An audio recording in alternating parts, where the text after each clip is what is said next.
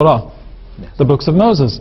The New Testament, on the other hand, are much more, how would I say, they're much more like the Hadith, which are the collection of sayings and acts or doings of the Prophet Muhammad ﷺ. Because remember, the New Testament, that's what it is. It's just people saying what they saw Jesus do and what they heard Jesus say.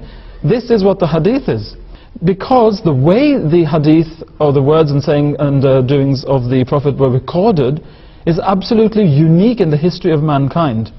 The stringent methods which were used to actually, guarantee the authenticity of these words, and the checks and double checks which were carried out in such a meticulous fashion that we could say that really nowhere else has any other people on earth ever done this. And it might sound like a very bold claim, but when you hear how it happened, then you'll understand why. First of all, when the Prophet was actually saying something, may peace be upon him, his companions or whoever was present were immediately memorizing what he said, or memorizing what he did. Now, any one of them would go and relate that to somebody else. That person would then relate it to somebody else, and he would say, I heard it from this person, who heard it from the Prophet, or saw the Prophet doing it. Now, if 10 people down the line were doing that, they would say, I heard it from this person, who heard it from that person, who heard it from that person. The whole chain of narratives would have to be given. And if it was not given, it would be rejected. Now, not only that, if there was even one person whose character was slightly doubtful, or who had ever on record had ever said anything even slightly untruthful, if he was in that chain of narratives, even if all the others were fine, that hadith would be rejected. And this is how do we know that their skills at memorizing were any good? I mean, it's very difficult. Very good question. The thing is that, every people on earth has a certain characteristic, a certain, ability which is unique to that people. And the nation of the Arabs had something quite unique in that they had extraordinary memories. And they no doubt had developed that by their age-old habit of memorizing. Everybody would memorize their own genealogy, which would go way beyond Abraham right up to Adam in many instances. And they could tell you this one was the son of that one, and was the son of that one, and was the son of that one, and who is my father, and now it's me. So they could do that, and this was an illiterate people.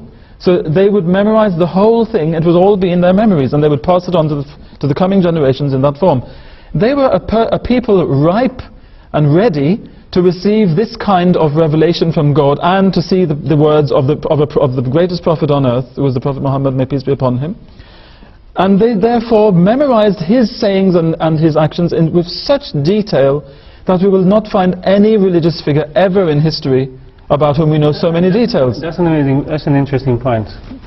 The fact that if you look at the love the companions had for the Prophet Muhammad ﷺ, they made every effort to memorize every word, deed, action. And this is interesting. The Jewish people, or the people of Abraham before them and after, are supposed to have a similar mind in memorizing. Yet we have with the Bible, the Old Testament and New Testament, unsureties about the authors. And I just want to share something. This is from the Bible itself. This is from the Bible, and this is not criticizing the Bible as something bad. But if you look at the book of Esther, this is at the back of the Bible, which talks about the different books of the Bible. And this is what it says about the author: unknown. Okay? Job, very important part of lesson in the Bible about his steadfastness, his patience in the plight of illnesses and stuff. Again, when it has under the title author unknown, so it shows that the Bible itself was not collected, or care was not really taken as it should have been, as you have had with the Hadiths. And I'd like to add here that there are some people, like for example the Imam Bukhari, whose collection of the Hadith is the most authentic, who went through several hundreds of thousands of Hadith that he'd heard, but who only kept about 6,000 of them. You see, just a few thousand. Only the ones that could be trusted. Only the ones who could be trusted. And he said, and I want to say this because this would show the amount of piety and seriousness with which these people were collecting these hadith. He himself says that I did not write any hadith in this book of mine before taking a bath and performing two rak'at, meaning two sets of prayers. You see? That's how seriously he took it, and how, with how much piety he was actually doing all this. So this is how the hadith were compiled. And it's interesting because Terry Jones also suggests that perhaps there's evidence that the Holy Prophet, peace be upon him, didn't even exist. From what we're seeing here... Well, if he didn't exist, then what are we talking about today? Why did he write the book? Why did he say, for example, that the first half of Muhammad's life, peace be upon him, seems to have been in the search of truth, but he didn't exist? Then why are you saying that? It's just nonsense. He's out to deceive. But this shows this is the thing. This shows the deception in a sense, that on one hand he's using hadiths to try and disprove the Holy Prophet, and that's what he's been done in the book, by quoting hadiths in relation to the character of the Holy Prophet, yet he's asking if he existed or not. Yes. This shows that he's, they're just using the hadiths for the wrong reasons. But we could expect that, couldn't we? Because when we've seen in the foreword of his own book, it's being said that there was hardly anybody more qualified than the Dr. Terry Jones to talk about Islam and everything Islamic, yet when we interview him, he says he hasn't even read the Qur'an, he doesn't know anything about the Sharia, he's not an expert on those things. So what is that? Somebody who is being portrayed as being an expert in Islam on the one hand, by his own literature, and then when he himself speaks says, I'm not that. Now, that reminds me that, in all religious texts you'll see that the devil is the one who deceives. So, I mean, I don't know whose message he's bringing out here, but it's a message of deception. In his next criticism, Terry Jones says that he doesn't believe that the Holy Prophet, peace be upon him's life and message can be respected. And then he says, and I'd just like to read this out, that the first Meccan period of his leadership seems to have been religiously motivated and a search for the truth. He accepts that.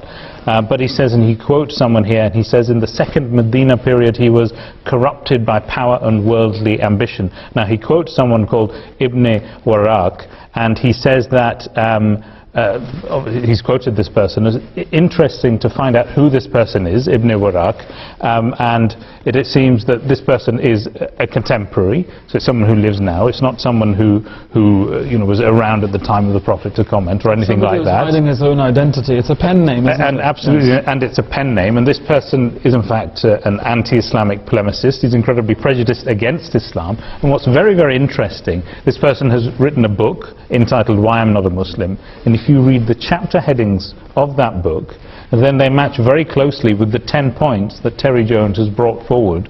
It shows one thing for me: he has not studied the life of the Holy Prophet. He has not even looked at his life. He may have looked at other books which may have made similar comments. These are not new arguments, these are old arguments. Anyone who has looked at the life of the Prophet Muhammad can see that he was a peaceful, God-fearing, caring human being.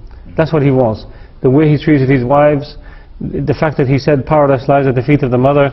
It says that anyone who raises a hand to ladies is forbidden. I mean, this is, they don't know the Prophet. But the thing is, if he even took the trouble to read the Qur'an, he would see that Jesus and his mother are mentioned many, many more times than even the Prophet Muhammad is himself in name, you see, may peace be upon them all.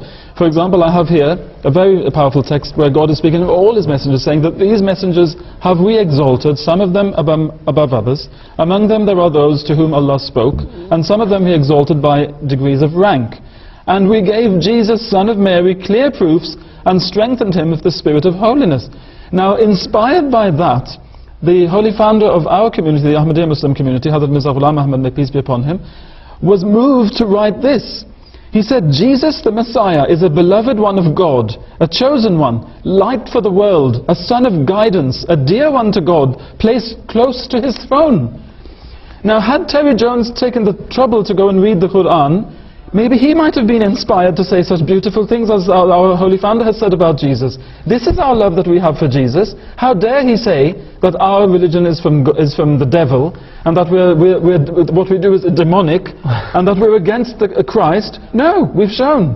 We believe in Jesus Christ. We love him. We think he's the Son of God in the sense he said it, which is the metaphorical sense. Nothing of what we believe you can disprove from the Bible. You can't. Why do you think many converts accept Islam? Exactly. Why do I accept Islam? Why did my mother accept Islam? My mother was Irish as well, just like Ibrahim Noonan is. My grandmother on my father's side was French. She was also Catholic. Why did she accept It's not, if it was so evil? This annoys me sometimes when I hear this. Before I became a Muslim, I loved Jesus.